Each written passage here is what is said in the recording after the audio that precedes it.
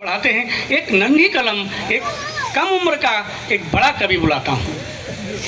ये देखिए, मैं कह रहा हूँ कम उम्र का बड़ा कवि का मतलब है कि उसकी कविता में ऊंचाइयाँ इतनी हैं कि आप अंदाज़ा नहीं लगा पाएंगे। आप आपकी तालियां अंदाज़ा लगाएंगी। और वो नाम आता है हमारे बीच में बिहार से।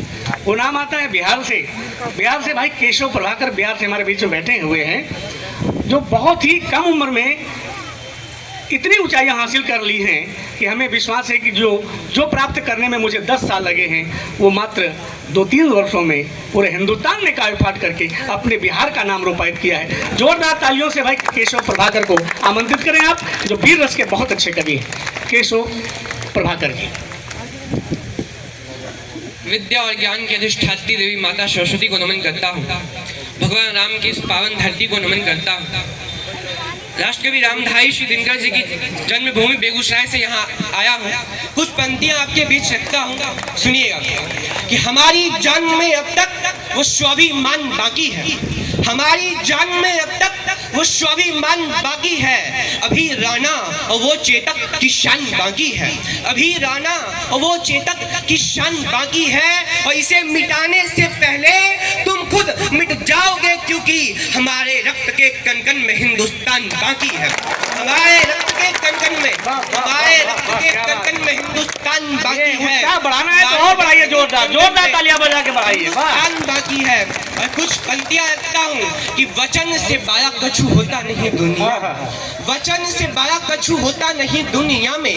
ये बात हमको श्री राम ने बताई है। माता पिता के पैरों में धाम सारे बसते हैं, ये बात हमको श्री राम ने सिखाई है। और जात पात ऊंच नीच होता नहीं कुछ भी, इस बात को सच कर राम ने दिखाई है।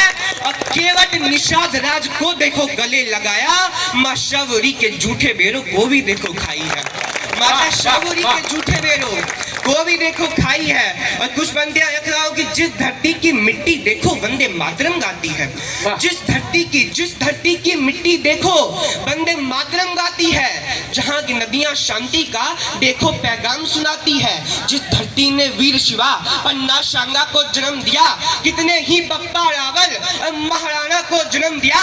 अरे वीर बागुरों की धरती ये चंदन की परिपाटी है। और दुनिया ने है शीश नवाया, ये वे भारत की माटी है। दुनिया ने है शीश नवाया, ये वे भारत की माटी है। इसी मिट्टी पर कभी रघुनाथ जी पैदल चले, इसी मिट्टी पर कभी रघुनाथ जी पैदल चले। और देवों ने भी इसको छू के चंदन किए। इसी मिट्टी में समाहित हल्दी घाटी की कथा और जौहर में जलती हुई पद्मिनियों की व्यथा, इसी मिट्टी ने सुना है गीता के उपदेश को और लाखों बार दोहराया शांति के संदेश को। अगर तुमको दर्शन करना हो कभी पुण्य धाम की, तो शर लगा लेना एक बार मिट्टी तुम हिंदुस्तान की, शर लगा लेना एक बार मिट्टी तुम हिंदुस्तान की।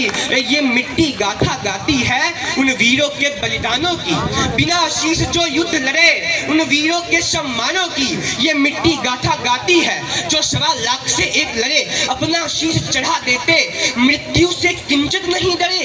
ये धरती है उन वीरों की, ये धरती है बलिदानों की, ये धरती है लक्ष्मीबाई की, ये धरती है चौहानों की, ये धरती है शास्त्री पटेल, ये धरती अटल बिहारी की। यम से पति की खातिर लड़ जाए, ये धरती है उस नारी की, यम से पति की खातिर लड़ जाए, ये धरती है उस नारी की।